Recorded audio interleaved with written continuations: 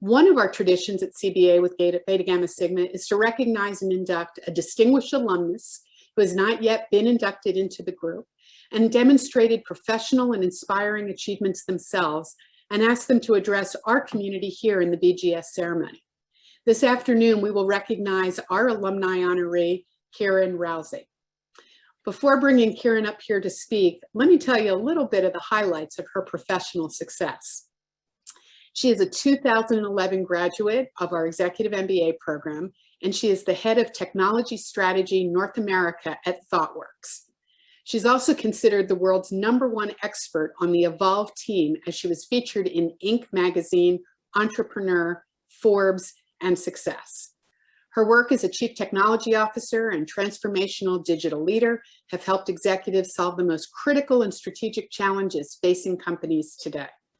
As a certified coach, strategy advisor, and a certified change management expert, she has delivered undeniable results, transforming leaders, teams, and organizations for such clients as Apple, Google, Target, the Ritz-Carlton, Zappos, Amazon, and others. She is the author of an upcoming book and podcast entitled Unlock Your Team's Genius, Create Sustained Engagement, Extraordinary Performance, and Profitability. So please join me in a CBA round of applause as we introduce to you all Kiran Rouzie. Kiran, I turn it to speaker view to you. Thank you very much. It's an honor to be here. Very exciting. Yeah, I'm flattered to be asked to have been the speaker for this wonderful and hard-earned occasion. I congratulate each of you and your family. Your achievements in the realm of scholarship, leadership, community service, and character are being honored here tonight by your induction into this prestigious honor society. An honor such as this is a wonderful way for LMU, CBA, and the community at large to recognize, celebrate the choices and sometimes the sacrifices that you all have made in achieving this accomplishment. I believe that what should make you most proud is not actually the honor itself, but what it took for you to get it. Graduating at the top of your class, no small feat. Pulling some all-nighters, I imagine. Putting team success ahead of your individual success during a group project. Saying no, probably multiple times, to something you would maybe rather be doing because you didn't want to let your teammates down. The requirements for membership of this society in which you have excelled far exceed the academic rigor required. They speak to the importance of a few really important, I think, key themes. One of which is continued development of its members and lifelong learning. The second is fostering an enduring commitment to the founding principles and values around honor, integrity, pursuit of wisdom, earnestness, and service. Connecting members to each other and future opportunities, as well as igniting passion for excellence in business leadership so that members can change the world of business for good. These characteristics were not chosen at random. In fact, I believe they're at the core of a fulfilled and fulfilling life. They're at the heart of what will separate you from the rest: courageous, moral, and values-based leaders. I want to pause for a second and just give you an opportunity to focus and reflect on your journey. What did you learn about yourself? What values has this experience reinforced for you?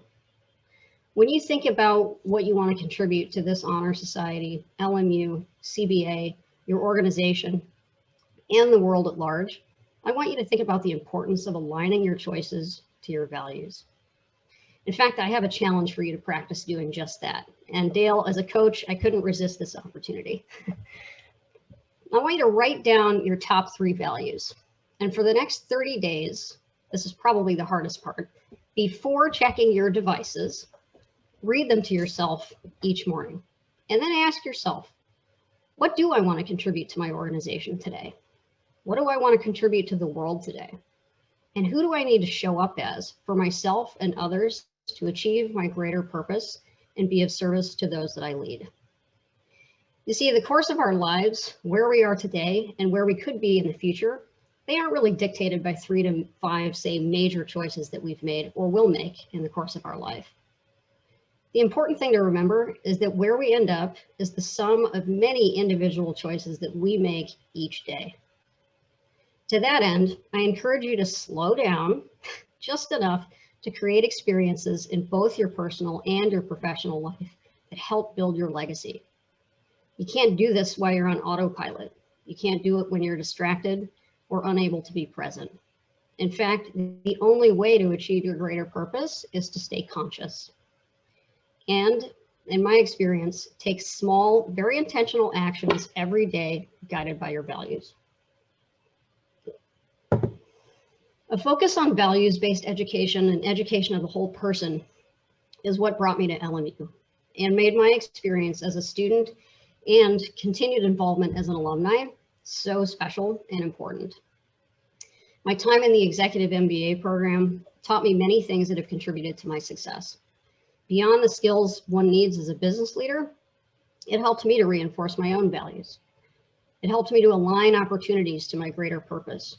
And it showed me what amazing things are possible when you bring your true, authentic self to the table as a leader.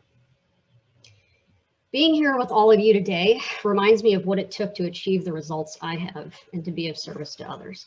And I didn't even have to do it during a global pandemic. So I applaud you for that as well. I had an atypical path to success. I was adopted. I moved to the United States when I was 18 months old. I grew up in a middle-class family. I was an athlete. I was even challenged with an undiagnosed learning disability and struggled academically for a while. My parents, late sister, and grandparents were my heroes and always worked tremendously hard. My mom grew up in Alabama, very poor, no running water, not even an indoor toilet. She skipped 2 grades, was a National Merit Scholar, did a triple major in college, was a Woodrow Wilson Fellow to Harvard, even got her PhD in 3 years before she was 26. She's the pioneer of the field of early literacy and childhood development and has dedicated her career to helping low-income school districts. My dad was an actor and a musician here in Los Angeles. He became a chef, even had his own restaurants in Chicago. Now he's a therapist working on programs that impact the lives of children and their families in New York City. My grandfather was a city planner, a philanthropist, and a wood sculptor, and a huge supporter of the arts in Winston-Salem, North Carolina, where I went to college. My grandmother, also a therapist, saving lives, families, and several marriages in her hometown as well. And finally, my late sister, a pioneer in the field of women in engineering. All of this is proof that life happens in chapters.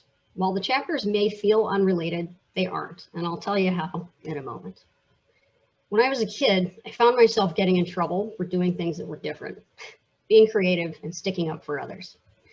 Thankfully, I'd always been resilient, self-directed, and confident in who I was. I knew what I wanted and I went after it, although, not without some challenges and setbacks along the way. I started and sold my first business in high school. Following in my sister's footsteps, I developed a couple patents. I began a successful real estate investment trust in high school, where we donate proceeds to different charities and academic institutions, such as this one. At 30, I rose to the level of being a CTO, running and consulting for Fortune 100 global companies. And early on, decided to join the service, and I spent 20 years in the military in search and rescue, working events like 9/11 and the Boston Marathon bombing. Accolades aside, the lessons I learned during each of these experiences were invaluable and challenged me in ways that are important to who I am and how I approach the world. Those seemingly unrelated chapters I spoke about earlier, they're not actually unrelated at all. They were chapters of many people's lives who chose to do what they are passionate about, who chose to live by their values and be a force for good for others. So while I've had to persevere, create opportunities for myself, and in some cases, work doubly hard to get recognized, I did it with an unwavering commitment to my values and to helping others be recognized, celebrated, and successful in the process. I check off, I would say, many of the politically charged boxes, right? I'm female, I'm a minority, I'm gay, and I'm a veteran. I'm not who you'd probably typically see getting a seat at the table as a board member or having the opportunity to run a multi-billion-dollar global enterprise as a CTO. That kid who used to get in trouble for standing up for others channeled that energy into being a force for good. So why am I telling you all of this? So that you can be conscious of holding the door open for others too. so that if you have more privilege than others, you don't just use it to get ahead yourself, but to take others on the journey with you. To be the voice for those who are oftentimes go unheard. To be an advocate for those who need it most. Is it easy or popular? No. But neither is having the moral courage to, despite adversity and personal risk, to act upon your ethical values to help others. I have publicly stood up for others facing discrimination, even when it meant I might get fired. I've returned bonuses to be given to people who needed it more. I've forgone salary increases during times of crisis during this last pandemic, when it meant keeping everybody else employed. And I've been called to make difficult decisions, putting people before profit. Do the hard stuff. If it were easy, it wouldn't be so important that we do it.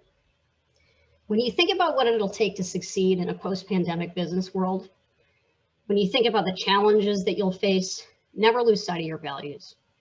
Use moral courage as a guiding force for good, and keep asking those around you how you can support them to be successful. While the pandemic brought on much volatility, uncertainty, and discomfort, it also brought a wealth of opportunities, a chance to be creative, a chance to reinvent or re-accelerate goals. All this to say, remember that you are on a journey, both internally and externally, that will lead you to a new growth and a new kind of wholeness. There are times that it might be a journey that you didn't want and that you didn't expect, but it's a journey nonetheless. Think of it that way. I think unprecedented circumstances are able to bring newness and opportunity if we're open to it. Years ago, when I worked 9/11, I had 48-hour shifts of digging bodies up and reuniting them with their families. There was a lot of devastation, destruction, and a lot of darkness. But through the ash that was a part of my experience, new life emerged. New buildings were erected and nourished by the very ash that brought that destruction. I feel like this pandemic in a lot of ways is very similar, a powerful image of the cycle of life. Your induction into this honor society, a powerful representation of the circle of your own life. Be a person of hope and trust your goodness. There are lessons to be learned in all of these circumstances and everything that you've just experienced, values to reinforce, and the importance of taking care of yourself and others with tenderness and patience. Each day, seek hope and honor hope and watch the buds of a new life form. Who knows what's waiting for you at the end of this journey? We've seen people and businesses turn upside down during this time, many of whom have risen to the occasion and been challenged to reinvent themselves, not just to survive, but thrive. Take every opportunity you have to ask tough but important questions that challenge yourself and those around you to lead with moral courage. Listen to understand before being understood. Open your heart to the voices that will speak to you with wisdom and honor. And as Jeff reminded me when I was in school and he was my professor, through each of these steps, operate from your best self so that you can be proud of yourself when each of these steps have ended. Thank you.